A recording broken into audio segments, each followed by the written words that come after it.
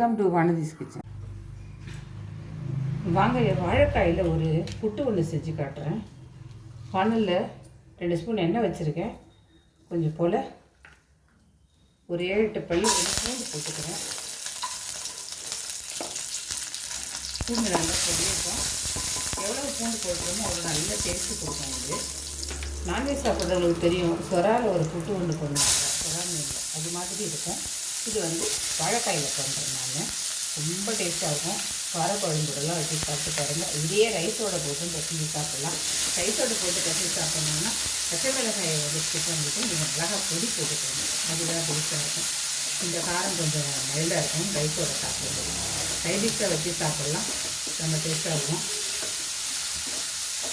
வெங்காயம் கொஞ்சம் வதங்கிட்டு இருக்கும்போதே ஒரு ஸ்பூன் இஞ்சி பூண்டு பேஸ்ட்டு போட்டுறேன். ஒரு ஸ்பூன் வேண்டாம், 1/2 ஸ்பூன் தான். நான் ஒரே ஒரு வாழைக்காய் தான் எடுத்துருக்கேன், அதனால் ஒரு 1/2 ஸ்பூன் போடுவேன்.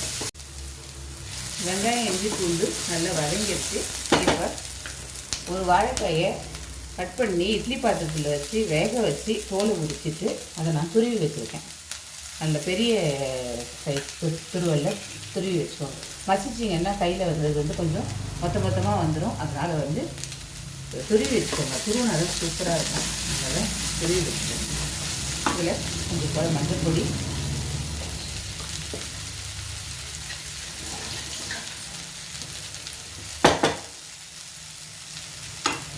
உப்பு தூள் உப்பு போட்டுக்கோங்க. கல்லுப்பு வேணால் கரையாது. நம்ம என்ன தண்ணி விட போகிறது இல்லை, அதனால் தூள் உப்பு போட்டுக்கோங்க. அவ்வளோதான். கொஞ்சம் நேரம் கலந்துட்டு எடுத்துட வேண்டியது தான். ரொம்ப சூப்பராக இருக்குங்க. ட்ரை பண்ணி பாருங்கள். ரொம்ப மைல்டான காரக்குழம்போடு வச்சு சாப்பிடுறது சூப்பராக இருக்கும். வேறு எதுக்கும் சூட் ஆகாது. சாதத்தில் போட்டு சாப்பிட்ணுன்னு நினச்சிங்கன்னு சொன்னால் மிளகாய் பொடி போட்டுக்கோங்க. பச்சை மிளகாயை தவிர்த்துட்டு ட்ரை பண்ணி பாருங்கள். பிடிச்சிருந்தா லைக் பண்ணுங்கள், ஷேர் பண்ணுங்கள். உங்களோட வேல்யூபிள் கமெண்ட்ஸை கொடுங்க. நன்றி, வணக்கம்.